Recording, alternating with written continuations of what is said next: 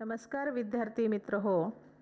इयत्ता 10वी विषय इतिहास व राज्यशास्त्र, पर्यटन आणि इतिहास या प्रकरणामध्ये आपण मागील तासाला पर्यटनाची परंपरा हा मुद्दा अभ्यासलेला आहे. पर्यटनाचं दिवसेंदिवस वाढत चाललेलं महत्त्व हे आपण पाहतच आहोत, अभ्यासतच आहोत. आजच्या पर्यटनाचा जो विषय आहे तो म्हणजे आधुनिक काळातील पर्यटन.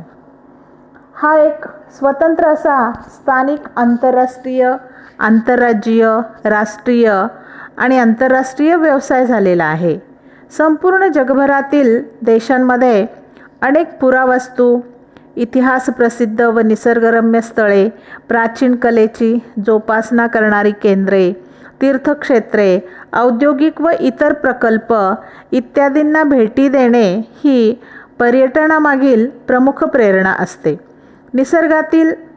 निसर्गनिर्मित व मानवनिर्मित गोष्टींची रम्यता व भव्यता पुस्तकी ज्ञानातून न घेता तिचा प्रत्यक्ष अनुभव घेण्याची इच्छा जगातील सर्व पर्यटकांना असते. त्यामुळेच काही उपेक्षित प्रदेश पर्यटनात आले आहेत. उदाहरणार्थ हिमशिखरे, घनदाट जंगले, समुद्रकिनारे इत्यादी या प्रदेशावर दृकश्राव्य प्रसार माध्यमातून काही कार्यक्रम तयार होऊ लागले. काही चित्रपटातील देखावे, निसर्गचित्र पाहिल्यास आपल्या हे लक्षात येते. उदाहरणार्थ देऊळ बंद हा धार्मिक चित्रपट. यात स्वामी समर्थांचे अक्कलकोट येथील वास्तव्य दाखवले आहे. पर्यटनाचे काही प्रकार आहेत. उदाहरणार्थ स्थानिक पर्यटन व आंतरराज्यीय पर्यटन, आंतरराष्ट्रीय पर्यटन, धार्मिक पर्यटन, ऐतिहासिक पर्यटन, आरोग्यपूरक, विज्ञानपूरक पर्यटन, कृषी पर्यटन, नैमित्तिक पर्यटन, क्रीडा पर्यटन अशा अनेक पर्यटन प्रकारांचा समावेश यामध्ये होतो. आज आपण यांचा अभ्यास करणार आहोत. प्रत्येकी पर्यटनाची वेगवेगळी माहिती आपण घेणार आहोत. बघा, सर्वात अगोदर पाहूया स्थानिक व आंतरराज्यीय पर्यटन. हा जो प्रवास आहे तो सुलभ आहे, कारण या प्रवासामध्ये देशातल्या देशामध्ये हा प्रवास होत असतो. त्यामुळे भाषा, चलन, कागदपत्रे यांचा फारसा अडथळा येत नाही. विशेष म्हणजे आपल्याला ज्या वेळेला उपलब्ध असेल त्या वेळेप्रमाणे आपण या प्रवासाचे नियोजन करू शकतो. यासाठी आपल्याला कोणत्याही प्रदेशातील किंवा कोणत्याही देशातील सरकारच्या परवानगीची गरज आपल्याला नसते. तो स्थानिक पातळीवरती असतो. उदाहरणार्थ भारत. आता भारतामध्ये राहणारा नागरिक हा भारतातील कोणत्याही राज्यामध्ये जाऊन प्रवास करू शकतो, जाऊ शकतो. त्याला भारतीय सरकारची किंवा त्या राज्यातील राज्य सरकारच्या परवानगीची गरज नसते. दुसरा प्रकार आहे आंतरराष्ट्रीय पर्यटन. हा आंतरराष्ट्रीय पर्यटन हे जहाज, रेल्वे आणि विमान या साधनांनी आपल्याला हे पर्यटन करता येते. आता हे पर्यटन खूप सोपे झालेले आहे. जहाजांमुळे समुद्रकिनाऱ्यावरचा भाग, देश जोडले गेले. इतकंच नव्हे तर रेल्वेच्या रुळांनी युरोप जोडला गेला.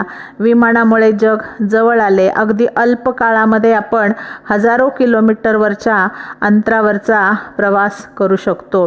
आर्थिक उदारीकरण आले. त्यानंतर भारतातून परदेशामध्ये जाणाऱ्यांची आणि परदेशामधून भारतामध्ये येणाऱ्यांची संख्याही वाढली आहे.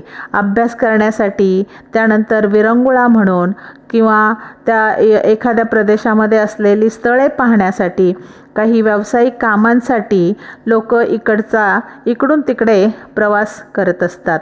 इतकंच नव्हे तर चित्रपटाचे चित्रीकरण करण्यासाठी सुद्धा देश विदेशामध्ये येणाऱ्या जाणाऱ्यांची संख्या जी आहे ती वाढत चाललेली आहे. आज आपण पाहतो कोरोना हे अत्यंत भयंकर असं संकट आहे. या संकटामुळे पर्यटनावरती विशेष असा परिणाम झालेला आहे. बघा, 2012मध्ये चीन हा जगातील पर्यटनावर सर्वात जास्त खर्च करणारा देश होता आणि त्याने अमेरिका व जर्मनी यांना त्या बाबतीत मागे टाकले आहे. कोरोनामुळे सर्वच प्रकारच्या पर्यटनावरती विपरीत असा परिणाम झालेला आपल्याला दिसून येतो आहे. केवळ देशी विदेशीच नव्हे तर स्थानिक पर्यटनावरती सुद्धा याचा परिणाम झालेला आहे. पर्यटनाचा पुढचा प्रकार आहे ऐतिहासिक पर्यटन. बघा, लोकांच्या मनामध्ये इतिहासाविषयी कुतूहल निर्माण झालेले असते. इतिहासासंबंधी अनेक प्रश्न असतात आणि मग या प्रश्नांची उत्तरे शोधण्यासाठी किंवा मनातमध्ये असलेलं कुतूहल जागे करण्यासाठी मग काही पर्यटक हे ऐतिहासिक स्थळांना भेट देतात. उदाहरणार्थ, आज आपल्या भारतामध्ये अनेक लेण्या आहेत. उदाहरणार्थ अजंठा वेरूळ येथील लेणी, कार्ले येथील लेणी. मग या लेण्यांवरती बौद्ध धर्माचा प्रभाव पडलेला दिसतो आणि मग हे पाहण्यासाठी किंवा यातील सत्य जाणून घेण्यासाठी अनेक पर्यटक या ठिकाणी भेट देत असतात, या लेण्यांना भेट देत असतात आणि त्यामुळे आपल्याला या पर्यटकांच्या द्वारे परकीय चलनसुद्धा प्राप्त होत असतं. तर महाराष्ट्रामध्ये छत्रपती शिवाजी महाराजांशी संबंधित असणारे अनेक किल्ले आहेत. उदाहरणार्थ रायगड हे त्यांचं जन्मस्थान जे आहे, रायगडावरती असलेली जी वास्तू आहे ही वास्तू पाहण्यासाठी सुद्धा पर्यटक येत असतात. अनेक किल्ले आहेत. उदाहरणार्थ प्रतापगड आहे, मुरुड जंजिरा आहे. मुरुड जंजिऱ्याचं वैशिष्ट्य तर तुम्हाला माहितीच आहे की तो संपूर्ण पाण्यामध्ये बांधलेला हा किल्ला आहे. मग हे पर्यटकांचं आकर्षण केंद्र बनतं. त्यानंतर राजस्थानमध्ये सुद्धा काही किल्ले आहेत. विनोबा भावे, महात्मा गांधी यांच्याशी संबंधित काही आश्रम आहेत. मग हे आश्रम पाहण्यासाठी सुद्धा भारतातील प्रवासी आणि विदेशातील प्रवासी हे गर्दी करत असतात. पुढचा प्रकार आहे भौगोलिक पर्यटन. बघा, आपल्या जगामध्ये भौगोलिक अशी वेगवेगळी विशिष्ट अशी वैशिष्ट्ये आहे. मग ही वैशिष्ट्य निरीक्षण करण्यासाठी काही पर्यटक येतात. अभयारण्य आहेत, व्हॅली ऑफ फ्लॉवर्स आहेत उत्तराखंडामध्ये, समुद्रकिनारे आहेत. इतकंच नव्हे तर काही ठिकाणी निसर्गनिर्मित अशी सरोवरे तयार झालेली आहेत. उदाहरणार्थ लोणार सरोवर, निगोज येथे असलेलं रांजणखळग. अशा अनेक भौगोलिक बाबी आहेत, भौगोलिक घटक आहेत की ज्यांचा समावेश हा पर्यटनामध्ये होतो आणि ते पाहण्यासाठी, निसर्गाचं अवलोकन करण्यासाठी सुद्धा हे पर्यटक इथे येत असतात आणि त्यांचा अभ्यास करत असतात. उदाहरणार्थ आता आपल्या नाशिक जिल्ह्यातील जर आपण पाहिलं तर नांदूर मधमेश्वर या ठिकाणी मोठ्या प्रमाणामध्ये पक्षी येतात, वेगवेगळ्या प्रकारचे पक्षी येतात आणि ते पक्षी पाहण्यासाठी सुद्धा इथे पर्यटक हे गर्दी करत असतात.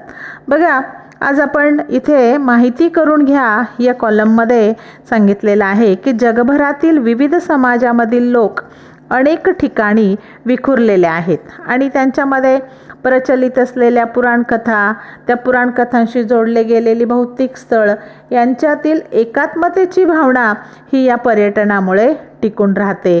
त्या स्थळांना भेट देण्यासाठी हे लोक इथे येतात. यामधूनच धार्मिक पर्यटनाची सुरुवात झालेली आहे. उदाहरणार्थ चारधाम, 12 ज्योतिर्लिंगे या ठिकाणी बहुतेक लोक हे भेट देत असतात आणि मग त्या पर्यटकांची योग्य ती सोय व्हावी, त्यांना सर्व प्रकारच्या सुविधा उपलब्ध व्हाव्या यासाठी अनेक ट्रॅव्हल्स कंपन्या ज्या आहेत त्या कार्यरत आहेत. पुढे पर्यटनाचा प्रकार आहे आरोग्य पर्यटन. बघा, भारतामध्ये आपल्याला ज्या वैद्यकीय सेवा आणि सुविधा मिळतात त्या पाश्चात्यांच्या मते अगदी स्वस्त आणि दर्जेदार आहेत. त्यामुळे काही पर्यटक, जे विदेशी पर्यटक आहेत, ते भारतामध्ये उपचार घेण्यासाठी येत असतात.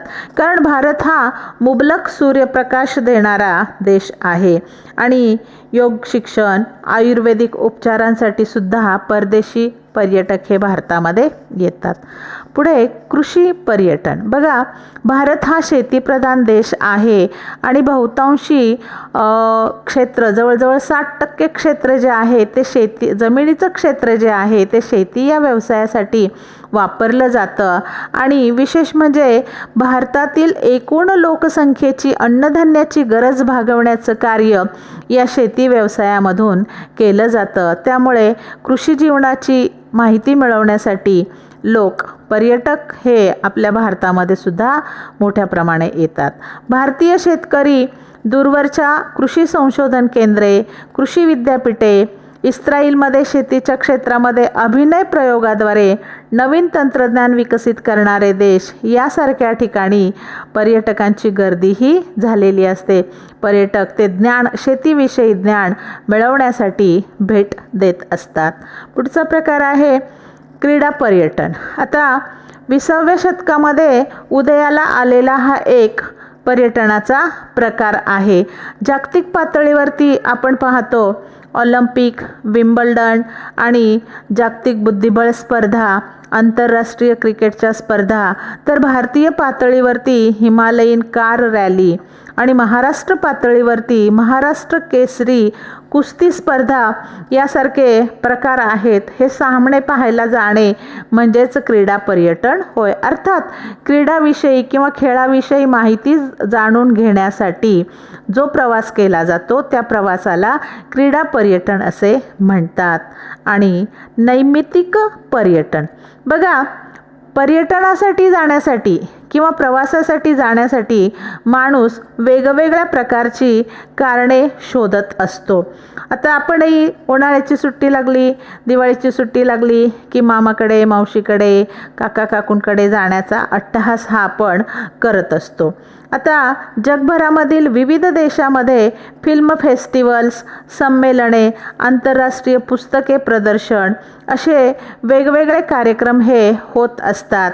मग ही कारणे घेऊन बरेच पर्यटक हे अनेक ठिकाणी जात असतात.